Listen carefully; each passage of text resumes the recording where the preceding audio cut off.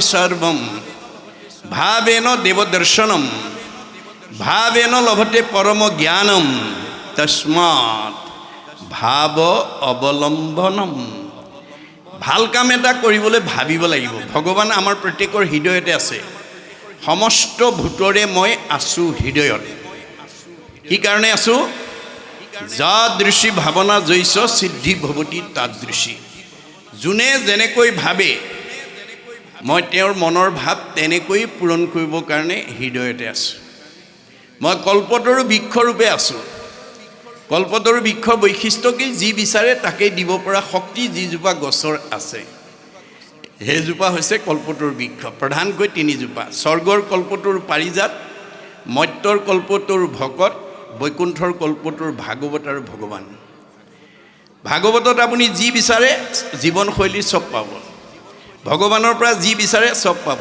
কিন্তু কল্পতৰু বৃক্ষৰ এটা বৈশিষ্ট্য শাস্ত্ৰত কৈছে, কল্পতৰু বৃক্ষ যদি সবাতো সমান, মাগন্তা জনক মাত্ৰ দেই ফলদান।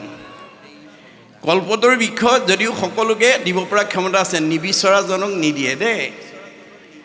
গতিকে আজিৰ দৰে অনুষ্ঠান আমি কিয় পাতিব লাগে, কিয় শুনিব লাগে, এই কথা ভাগৱততে উল্লেখ আছে।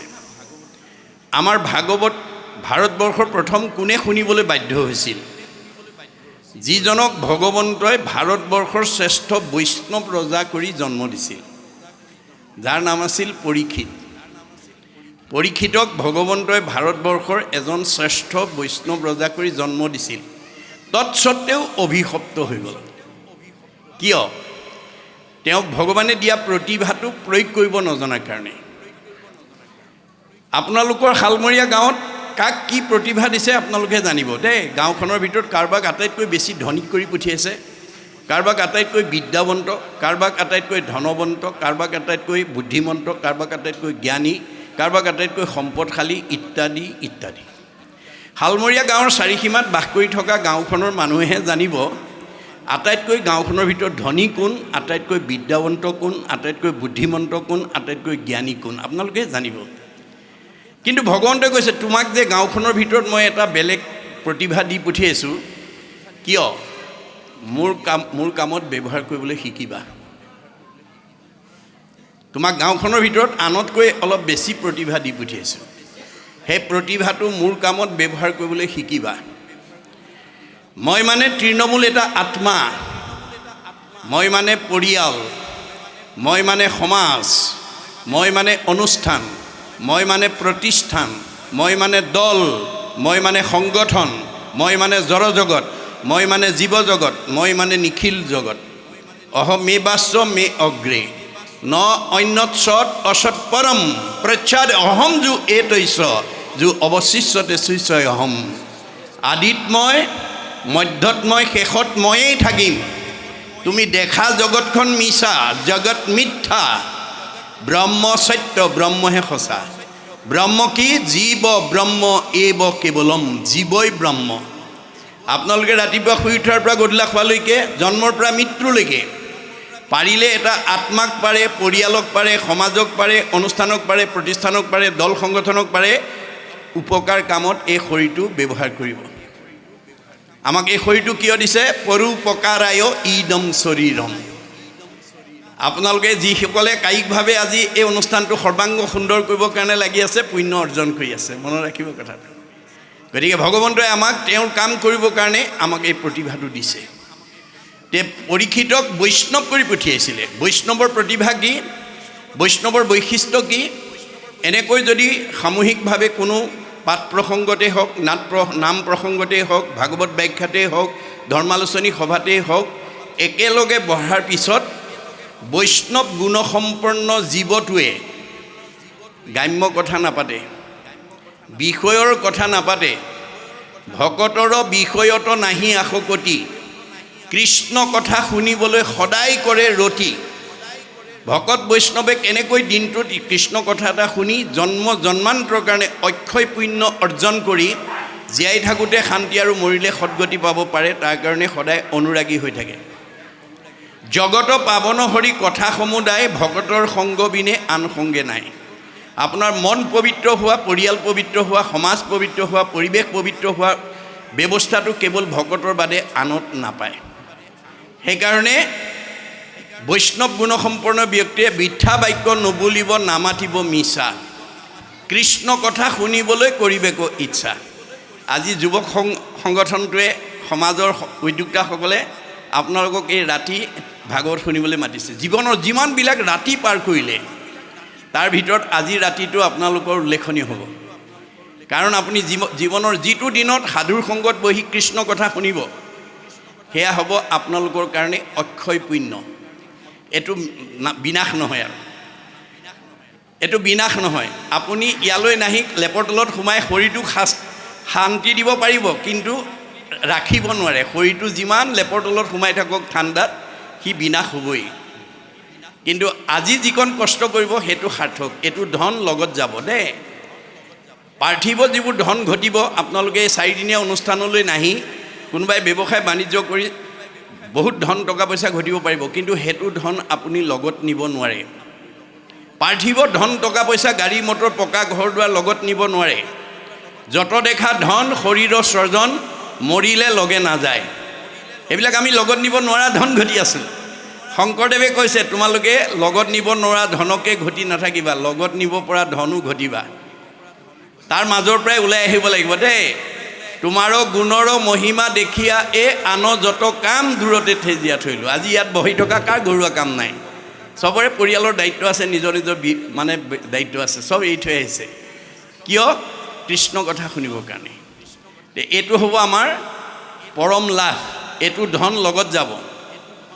পৰকালৰ ধন মাধৱৰ নাম, তাক লোৱা গ'লে বান্ধি, ঐতো এটিক্ষণে এৰা আলজাল পাছে মৰিবা হাঁ কান্দি। বৰ ঠাণ্ডা দেই, নোৱাৰি যাব, নাযাওঁ ভাগৱত শুনিলোঁ বুলি যদি আপুনি থাকে, আজিৰ দিনটোত বা আজি ৰাতিটোত আপুনি পৰকালত ঘটিবলগীয়া ধনৰ অভাৱৰ কাৰণে আপোনাৰ জীৱটোৱে কান্দি থাকিব লাগিব। আজি শালমৰীয়া গাঁৱত বসবাস কৰি থকা বহুত জীৱই কান্দি আছে আমাৰ ভাগৱতৰ মতে। কিয়? অৰ্থনীতিয়ে কৈছে অভাৱ অসীম, নিৰ্দিষ্ট অভাৱবিলাক সীমিত। মুখ্যতম অভাৱ 3টা: অন্ন, বস্ত্ৰ, সংস্থাপন।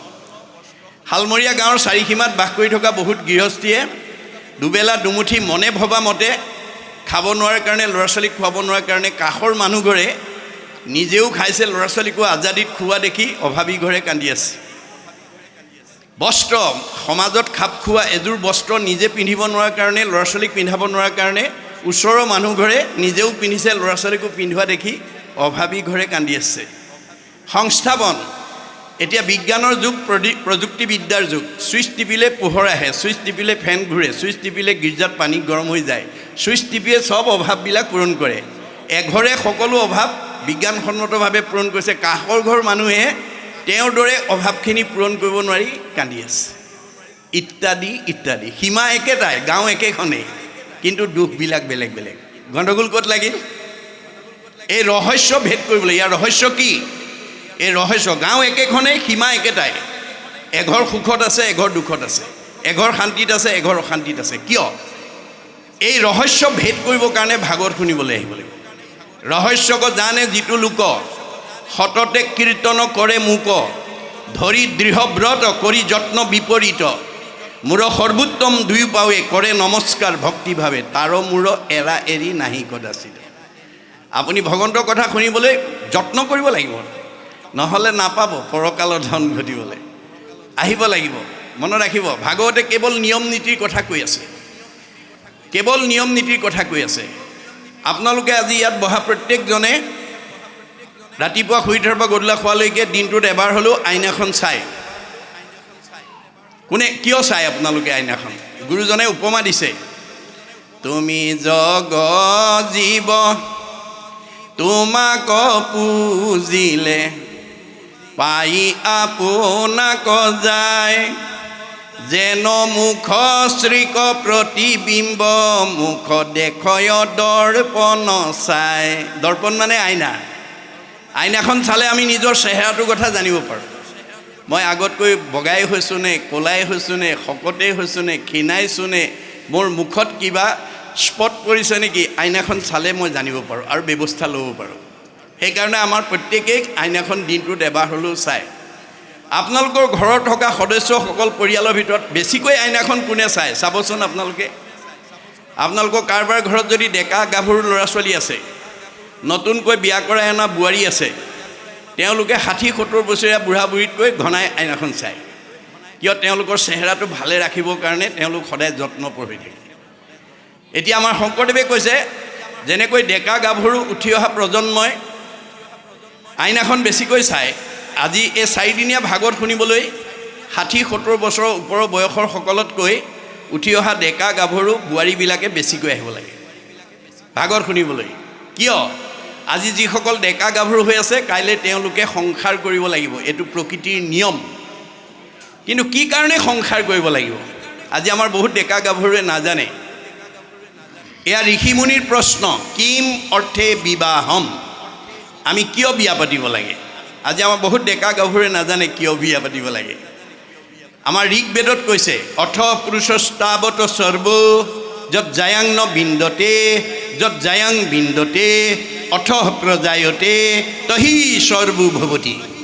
আমি বিয়া কিয় পাতিব লাগে? শালমৰীয়া গাঁৱত চাৰিসীমাত যি গৃহস্থীসকলে এখন এখন ঘৰ হিচাপে, পৰিয়াল হিচাপে, এটা বংশ হিচাপে মাক বাপেকক লৈ বসবাস কৰি আছে, মাক বাপেক গুচি যোৱাৰ পিছত সেইখন ঘৰত সেই মাক বাপেকৰ বংশ পৰিয়াল এৰি থৈ যাবৰ কাৰণে, অনাগত দিনত ইয়াত সেই মাক বাপেকৰ পৰিয়াল এৰি থৈ যাবৰ কাৰণে আমাৰ পুত্ৰ কন্যা জন্ম দিবৰ কাৰণে বিয়া পাতিব লাগে।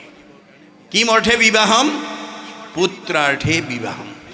পুত্ৰ কন্যা জন্ম দিবৰ কাৰণে বিয়া পাতিব লাগে। কিম অৰ্থে পুত্ৰম? কি কাৰণে পুত্ৰ কন্যা জন্ম দিব লাগে? আমাৰ বেদত কৈছে, পুন্নাম নৰকে তাৰৈতে ইতিহি পুত্ৰাহা। পুন্নাম নৰকৰ পৰা পিতৃ মাতৃক উদ্ধাৰ কৰিবৰ কাৰণে পুত্ৰ কন্যা জন্ম দিব লাগিব। আমাৰ পিতৃ মাতৃৰ জীৱনলৈ পুন্নাম নৰক কেতিয়া আহিব? 60 বছৰৰ পিছত, এটাৰ পিছত এটা, ওৱান আফটাৰ আনাডাৰ মা দেউতাৰ জীৱনলৈ পুন্নাম নৰক নামি আহিব। আজি দেখা কিচকিচীয়া চুলিকেইডাল 60 বছৰৰ পিছত লাহে লাহে বগা মৰাপাতৰ দৰে বগা হ'বলৈ আৰম্ভ কৰিব। বহুত দূৰলৈকে দেখা চকুযোৰ দৃষ্টিশক্তি কমি যাব। ৰিং মাৰিলে শুনা কাণখনৰ শ্ৰৱণ শক্তি কমি যাব। কমনীয় দেহাটো সুতুৰা পৰিব। টান টান বস্তু চোৱা দাঁতকেইটা সুলকি পৰিব। যাওঁ বুলিলে যাওঁ, খাওঁ বুলিলে খাওঁ বোলা দেহাটো মুখৰ আগত বোৱাৰী পুতেকৈ এমুঠি নিদিলে খাবলৈ নোপোৱা হ'ব। সেই সময়ত পিতৃ মাতৃক সেৱা শুশ্ৰূষা মৰম চেনেহ লালন পালন কৰিবৰ কাৰণে পুত্ৰ কন্যা জন্ম দিবৰ কাৰণে বিয়া পাতিব লাগে। এতিয়া কোন পুত্ৰই সেই কাম কৰিব? আমাৰ ভাগৱতৰ 10ম স্কন্ধত কৈছে, পুত্ৰেও তৰাইবে বুলি শুনি আছা শাস্ত্ৰ, বৈষ্ণৱ পুত্ৰক লাগি বুলি আছে মাত্ৰ। পুত্ৰই মাক বাপেকক তৰাব বুলি শাস্ত্ৰত কৈছে সঁচা, কিন্তু বৈষ্ণৱ পুত্ৰ জন্ম দিব লাগিব। অবৈষ্ণৱ পুত্ৰ যদি উপজে বংশত, স্বৰ্গহন্তে পিতৃক পেলাৱে নৰকত। যদি অবৈষ্ণৱ পুত্ৰ জন্ম দিয়ে, পিতৃ মাতৃ পূৰ্বত স্বৰ্গ সুখত থাকিলেও এতিয়া নৰকলৈ পঠাই দিব। এতিয়া আপোনালোকে দেখিছে, আমাৰ বহুত পিতৃ মাতৃয়ে পঢ়াই শুনাই ল'ৰা ছোৱালীক কাৰোবাক ডাক্তৰ, কাৰোবাক ডক্টৰেট উপাধি দিছে, কোনোবা ডাক্তৰ, কোনোবা ইঞ্জিনিয়াৰ, কোনোবা প্ৰবক্তা, কোনোবা অধিবক্তা, বুদ্ধিজীৱী, জ্ঞানী, মানি বহুত উচ্চপদস্থ বিষয়ত চাকৰি কৰাৰ যোগ্যতা অৰ্জন কৰি দিছে।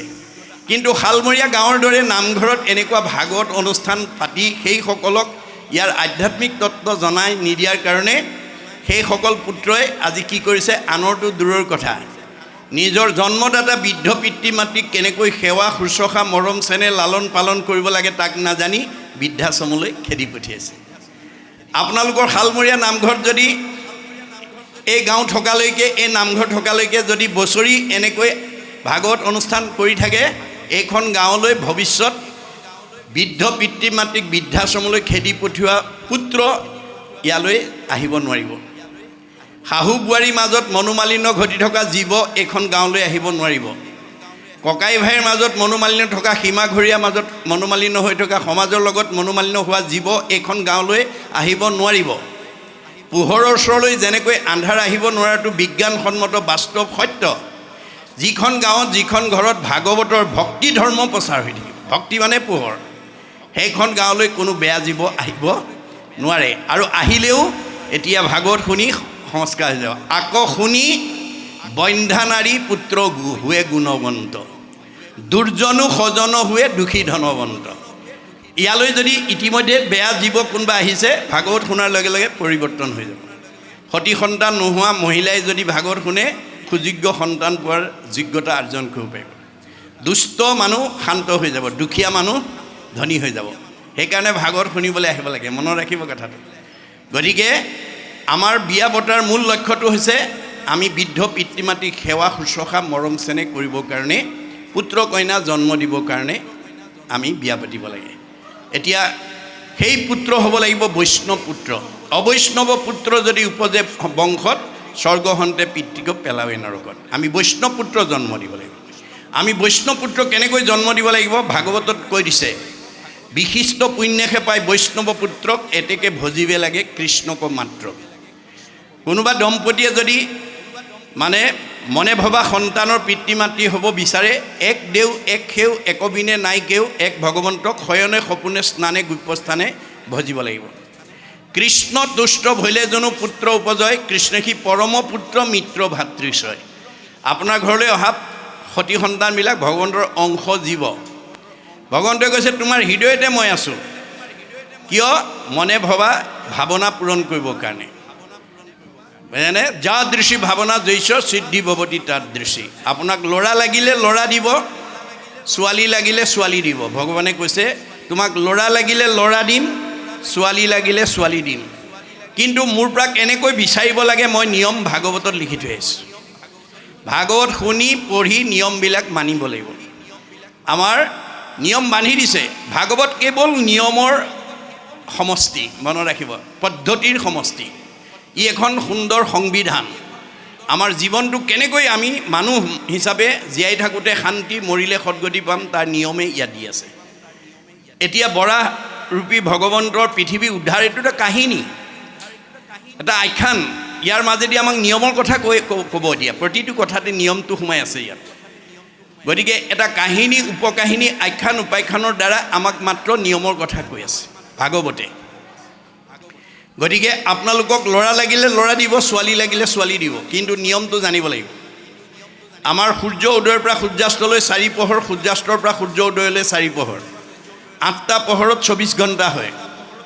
আমাৰ উঠি অহা প্ৰজন্মই, ডেকা গাভৰুবিলাকে কোনটো পহৰত মনে ভবা সন্তানৰ পিতৃ মাতৃ হ'বৰ কাৰণে যাব লাগিব নাজানে, বহুতে নাজানে।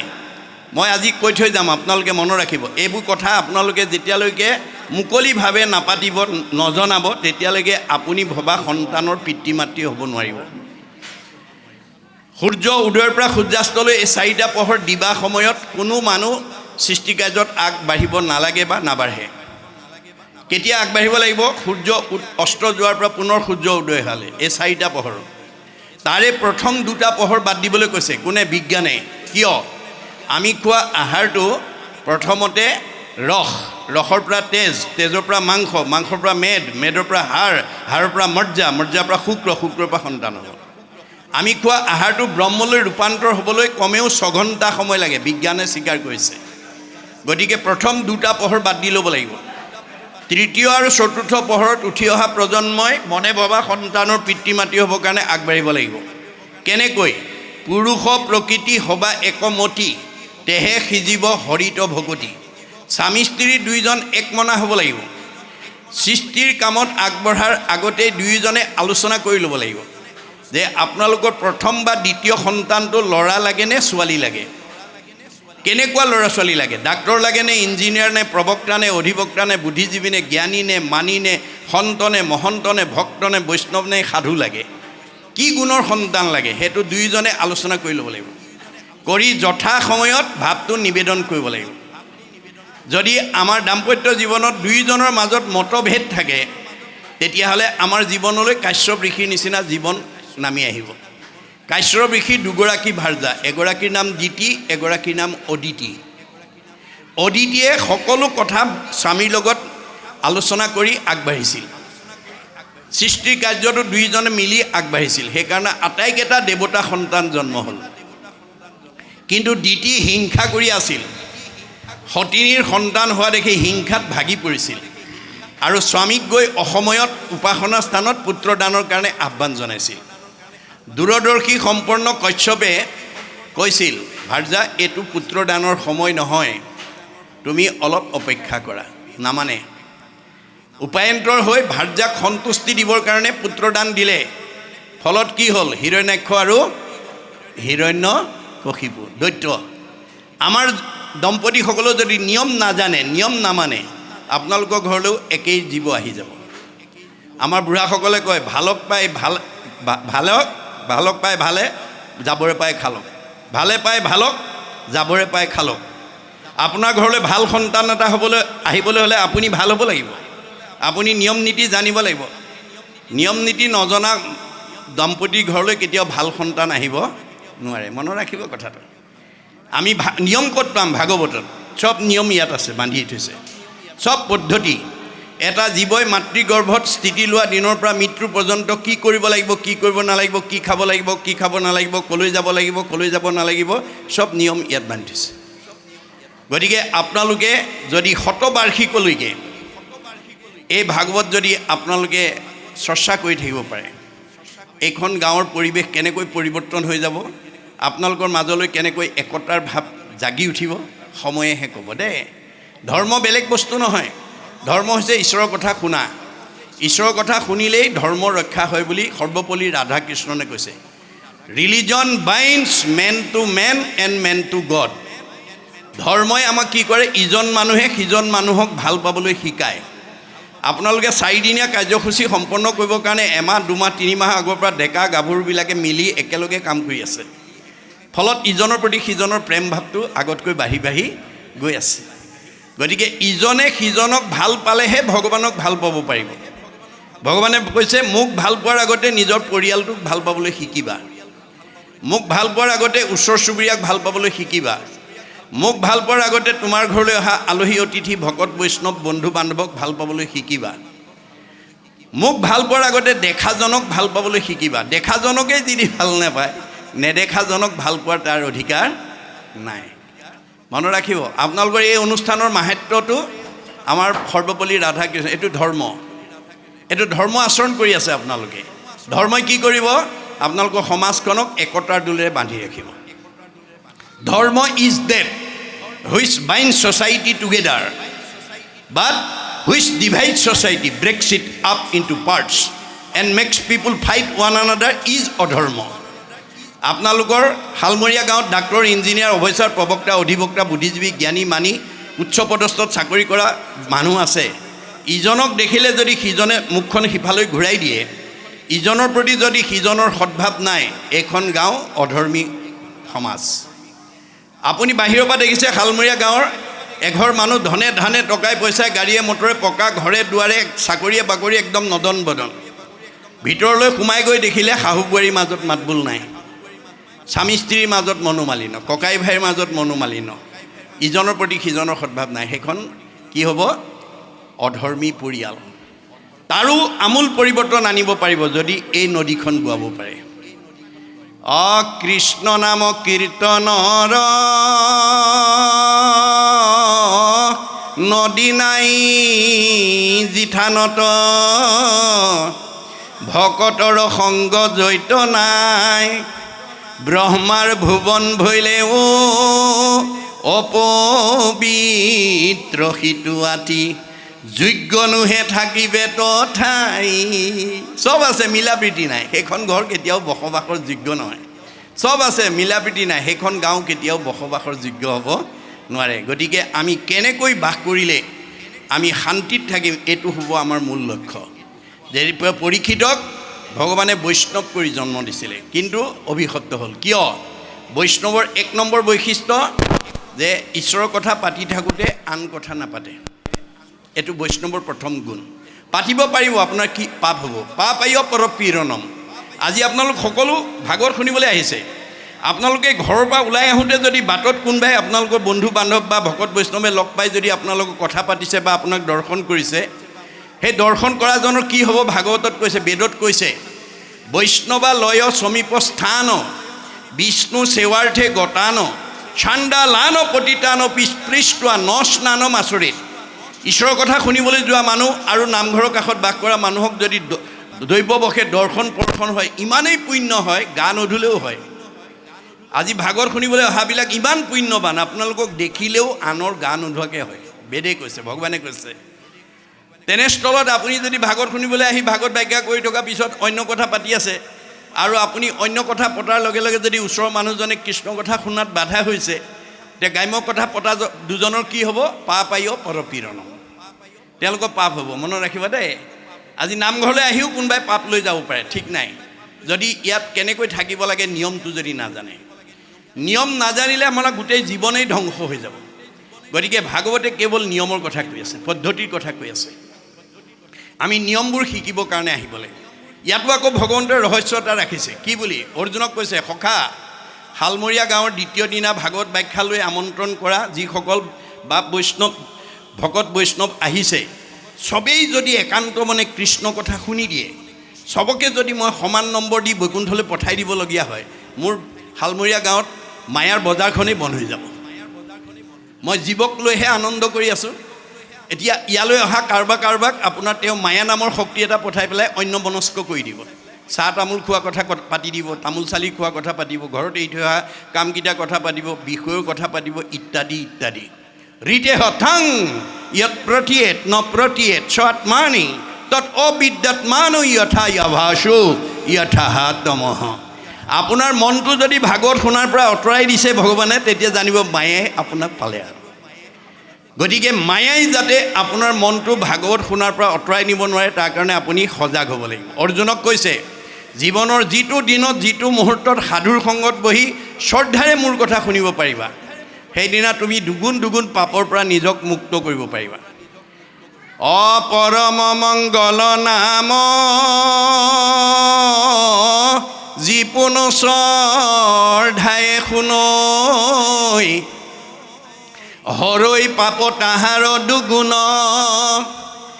অনিচ্ছাত এক গুণ শ্ৰদ্ধাত দুগুণ নাম, এহি মতে বুজিবা অৰ্জুন। আজি ইয়ালৈ অহা সকলোৱে সমান নম্বৰ নাপাবও পাৰে দেই। আপোনালোকে বাস্তৱত চাব, স্কুল একেখনে, 10মান শ্ৰেণীৰ ছাত্ৰ, এতিয়া মেট্ৰিক পৰীক্ষা আহি আছে, পঢ়ুৱা মাষ্টৰ একেকেইজনেই, প্ৰশ্ন কাকত একেখনেই, কিন্তু ফলাফল বেলেগ বেলেগ। একেখন স্কুলৰে ছাত্ৰ, একেকেইজন মাষ্টৰে পঢ়ুৱা, একেখন প্ৰশ্ন কাকত লিখি কোনোবাই ষ্টেণ্ড কৰিব, কোনোবাই ডিষ্টিংশ্যন পাব, কোনোবাই ষ্টাৰ পাব, কোনোবাই লেটাৰ পাব, কোনোবাই ফাৰ্ষ্ট ডিভিজন, কোনোবাই ছেকেণ্ড ডিভিজন, কোনোবাই থাৰ্ড ডিভিজন, কোনোবাই ফেইল কৰিব। ৰহস্য ক'ত? এই ৰহস্য জানিবৰ কাৰণে ভাগৱত শুনিব লাগে। ৰহস্যক জানে যিটো লোক। মনত ৰাখিব কথাটো। দাৰ্শনিক পণ্ডিতে কৈছে, মোৰ ইউ ৰিড মোৰ ইউ লাৰ্ণ। ছাত্ৰ জীৱনত যি বেছি অধ্যয়ন কৰিব সি বেছি জ্ঞান লাভ কৰিব। মধ্যম পঢ়াজনে মধ্যম জ্ঞান পাব, কম পঢ়াজনে কম জ্ঞান পাব। গতিকে পঢ়াৰ ওপৰতহে তেওঁ ফলাফলটো নিৰ্ভৰ কৰিব। মনত ৰাখিব কথাটো। গতিকে আমি ইয়াত আহিছোঁ, আমি 100% আজি আমাৰ পুণ্য হ'ব লাগে, কিন্তু চবকে নিদিয়ে ভগৱানে।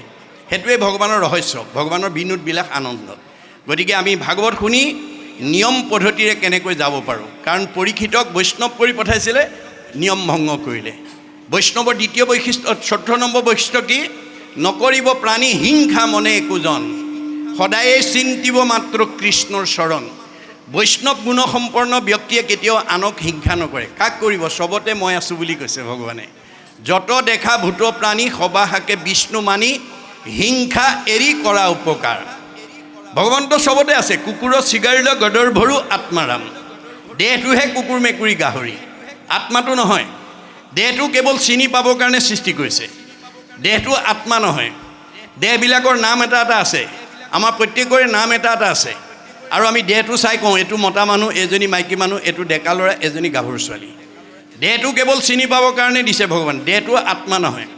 দেহৰ নাম এটা এটা দিছে কিয়? দাৰ্শনিক পণ্ডিতে কৈছে, a name is a kind of face whereby one is known. আমি ইজনে সিজনক চিনি পাবৰ কাৰণেহে নামটো দিছে। নামটো চাই কওঁ এওঁ মাধৱী, এওঁ কল্পনা, এওঁ যাদৱ, এওঁ মাধৱ। নামটো আত্মা নহয়, দেহটো আত্মা নহয়। আত্মা যিদিনাখন ওলাই গুচি যাব, নামধাৰী দেহটো কাষ্ঠ যেন থাকিবে ক মাটিটো পৰিয়া, হেন দেহ আপোনাৰো বোলাকি লাগিয়া। আজি আমাৰ এই কথাটো নাজানি বহুতে দেহটো সুখত ৰাখিবৰ কাৰণে দেহটো কেনেকৈ খুৱাই পিন্ধাই ৰাখিব পাৰোঁ তাতে ব্যস্ত হৈ আছে। গুৰুজনে আক্ষেপ কৰিছে, যিটো শৰীৰৰ অৰ্থে কৰা কৰ্ম নানা, প্ৰাণ গ'লে স হৈব তাহাকো নাজানা। তুমি যিটো শৰীৰ ৰাখিবৰ কাৰণে নামঘৰলৈ যাবলৈ সময় নাই, ভকতৰ সংগলৈ যাবলৈ সময় নাই, ঈশ্বৰৰ কথা এটা শুনিবলৈ সময় নাই, মই ওলাই যোৱাৰ পিছত যে তুমি হলে ৰূপান্তৰ হ'ব সেইটো কথা নাজানা। আৰু যিবোৰ পৰিয়াল পোহপালনৰ কাৰণে তুমি গোটেই দিনটো কাম কৰি আছা, ভকতৰ সংগলৈ নোযোৱা, নাম শুনিবলৈ নোযোৱা, মই ওলাই যোৱাৰ পিছত তোমাক সেই পৰিয়ালে কি কৰিব, যেনে তুমি মানে কি কৈছে, যিটো ইষ্ট মিত্ৰ কুটুম্ব দেখা যতজন অসুচি বুলিয়া নকৰিব দৰ্শন। এতিয়া পুহমহীয়া ৰাতি 12টা বজাত যদি কাৰোবাৰ দেহৰ পৰা আত্মা ওলাই যায়, চালে গা ধুব লাগিব বুলি ওচৰৰ মানুহ লেপৰ তলৰ পৰা ওলাই নাহিব, ৰাতিপুৱা চামগৈ আৰু গা পা ধুম একেবাৰে। মনত ৰাখিব কথাটো, আমাক নিয়মৰ কথা কৈ আছে। গতিকে এই শৰীৰটোক লৈ পেলাই যাতে, পৰিয়ালক লৈ পেলাই যাতে আমি ব্যস্ত থাকিব নালাগে। এতিয়া এই কথাখিনি মৈত্ৰেয় ঋষিয়ে বিদুৰক কৈ আছে। আপোনালোকে জানে মহাভাৰতৰ যুদ্ধৰ প্ৰাক মুহূৰ্ততে ধৃতৰাষ্ট্ৰই তেওঁ বৈমাতৃ ভাতৃ বিদুৰক মাতি আনি পৰামৰ্শ লৈছিল, ভাই বিদুৰ কোৱাচোন, আমি পঞ্চ পাণ্ডৱৰ সম্পত্তিটো দিব লাগেনে নালাগে? মহাভক্ত বিদুৰে কৈছিল, দাদা পঞ্চ পাণ্ডৱ আমাৰ ভতিজাৰ সম্পত্তিটো আত্মসাৎ কৰা উচিত নহয়, তেওঁলোকৰ প্ৰাপ্যটো দিব লাগে। কিন্তু পুত্ৰ মোহত মোহান্ধ ধৃতৰাষ্ট্ৰই ভায়েকৰ সেই সৎ উপদেশ নামানিলে আৰু দুৰ্যোধনে অকথ্য গালি পাৰিলে, যাৰ কাৰণে বিদুৰে চব ৰাজ সন্মান ত্যাগ কৰি মহাভাৰতৰ যুদ্ধৰ পূৰ্বতে ক'লৈ গুচি গ'ল, তীৰ্থলৈ গুচি গ'ল। মনত ৰাখিব, আপুনি ভক্তিৰ পথত যদি কোনোবা পৰিয়ালে বাধা দিয়ে, পিতৃ মাতৃয়ে বাধা দিয়ে, সমাজে বাধা দিয়ে, স্বামীয়ে বাধা দিয়ে, আপুনি সকলো বাধা অতিক্ৰম গ'লেও দুখ নহয়। আমাৰ বেদে কৈছে, গুৰু ত্যাগ কৰিলা বিৰু চনেৰ নন্দন, ভাতৃ ত্যাগ কৰিলা ৰাক্ষস বিভীষণ, প্ৰহ্লাদে কৰিলে ত্যাগ আপোনাৰ পিতা, ভগৱান ভৰতে তেজিলে নিজ মাতা, গোপীগণে স্বামী ত্যাগ ভাগৱতে শুনি, সৰ্বদেৱ ত্যাগ কৰিলা ভৃগু আদি মুনি, বিদুৰে কৰিলে ত্যাগ নিজ জ্ঞাতিগণ, শুনা সৰ্বজন ইটো শাস্ত্ৰৰ বচন। কৃষ্ণ বৈকুণ্ঠ পৰায়ণ পঠাই পেলাই যেতিয়া কৃষ্ণই খৰমজোৰ মূৰত লৈ উচুপি কান্দি আহি আছিল, যমুনাৰ পাৰতে দুইজনৰ মাজত ভেটাভেটি হৈছিল।